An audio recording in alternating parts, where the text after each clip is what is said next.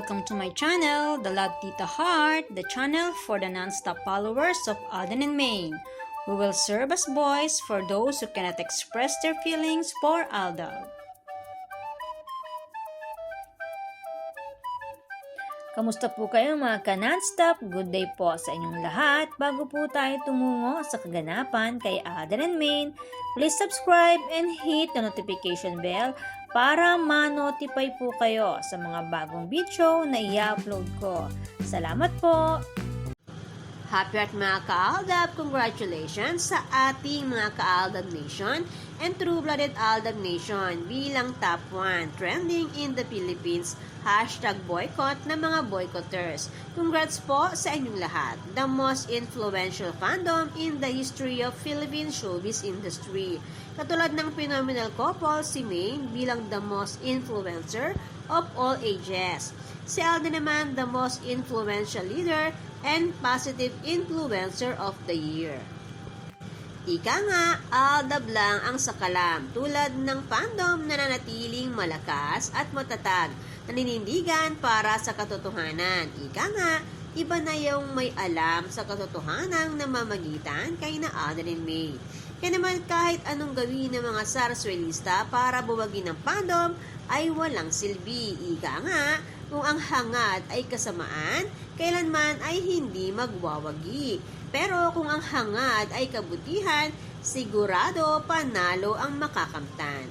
Kaya naman matagal ng Panalo Nation ang fandom ng Aldab Nation and True-Blooded Aldab Nation.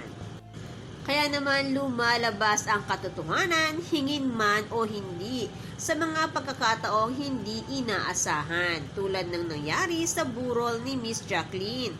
Present si Alden, sumunod na araw, dumating din si Aklang Panot. At sa pagkakataon na iyon, walang sarswelista. Mga totoong tao lang. Kaya naman kay Alden hinanap si Maine dahil siya ang totoo at tunay na asawa ni Nico Maine. At ayon sa saksi, walang nagtanong kay Aklang Panot. Gayong siya ang ipinagkakalat ng mga sarswelista. Ibig sabihin lang nito na pagdating sa mga pribadong pagkakataon or behind the scene, walang kamera, nakaset aside ang showbiz world. Doon maririnig at lumalabas ang katotohanan. Ang katotohanan na si Richard Jr. ang nag-iisa at totoong nagmamayari sa puso ni phenomenal star Nico Menday Pokerson. Kaya naman ating batiin last March 15, 2024 ang mag-asawa. Happy 5th Renovo Anniversary. March 15, 2019 ang date ng kanilang renewal of vows sa St. Anne's Church sa Vatican. Happy 5th year Renovo Anniversary sa mag-asawang Richard Jr. and Nico Maine Pokerson.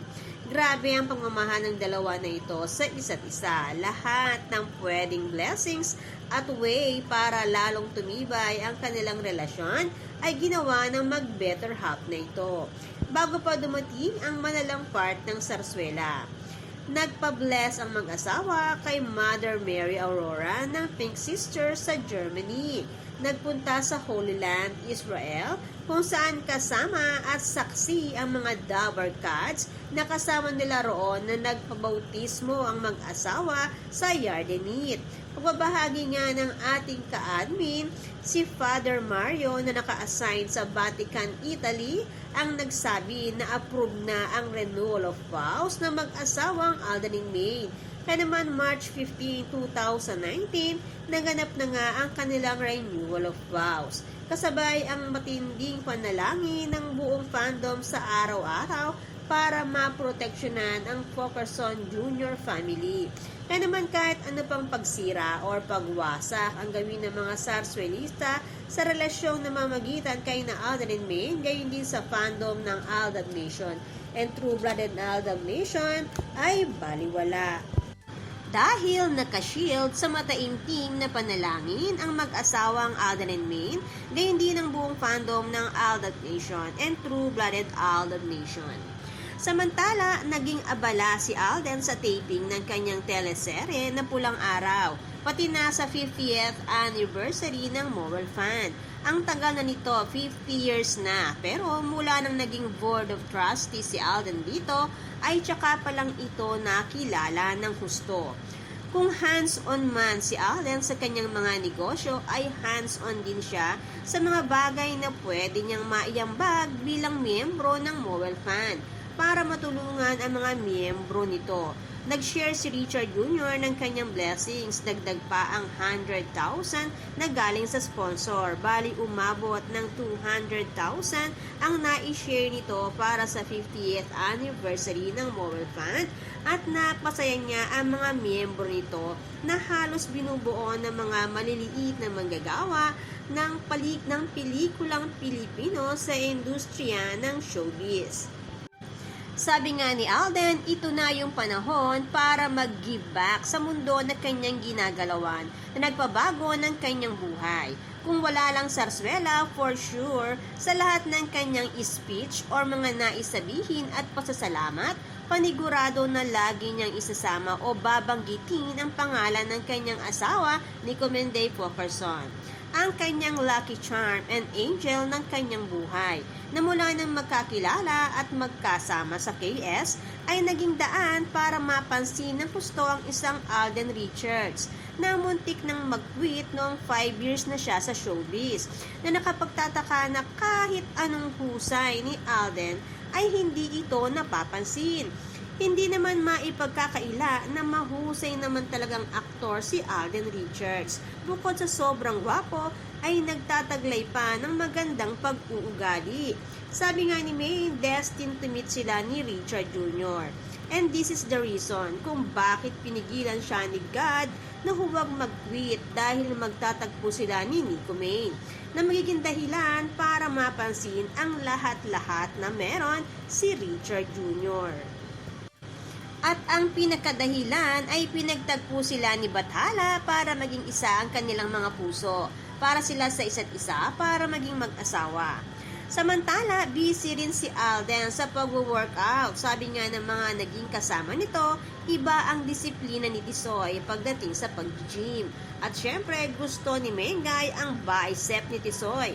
Sabi nga ni My Name is Teo, may mga time na sa gitna ng kanilang katahimikan, bigla na lang kakagati ni YP ang braso ni Mister.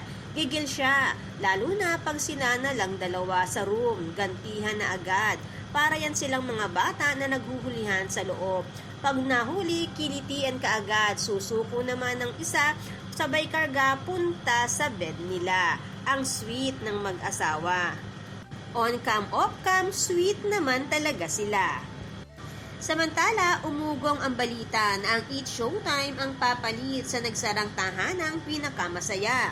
Abangan natin kung ano ang magiging rivalry ng dalawang show, lalo na at naungusan ng Eat Showtime ang Eat Bulaga. Ano kaya ang magiging consequence ng pagtugtong ni Aklang Panot sa kanilang show? Masasabi ko lang, nakapanghihinayang ang sobrang tagal nilang ginugol para maging numero 1 palagi sa noontime show. Abangan na lang ang susunod na kabanata. Sabi nga ng fandom ng Aldab Nation and True-Blooded Aldab Nation, nasa amin pa rin ang huling halakhak. Kaya naman, good vibes lang po tayo magka-non-stop. Salamat po sa lahat na nag-comments at sa lahat po ng buong pusong nagmamahal at sumusuporta kay Alden and Maine. Salamat po sa lahat ng subscribers. Shout out po sa inyong lahat. Thanks and God bless everyone! Salamat po sa lahat na nag-comment. Shout out po sa inyong lahat. Sorry po, hindi ko na po kayo iisa-isahin. Sobrang dami po ninyo. Patunay lamang po ito na talagang lumalakas lalo at sumisigla ang buong fandom sa ganitong pagkakataon. Salamat po sa inyong lahat. Aldab lang ang malakas. Hangad ko po ang magandang kalusugan para po sa inyong lahat. Salamat po Aldab Nation and True-Blooded Aldab Nation. Thanks, stay safe, and God bless everyone!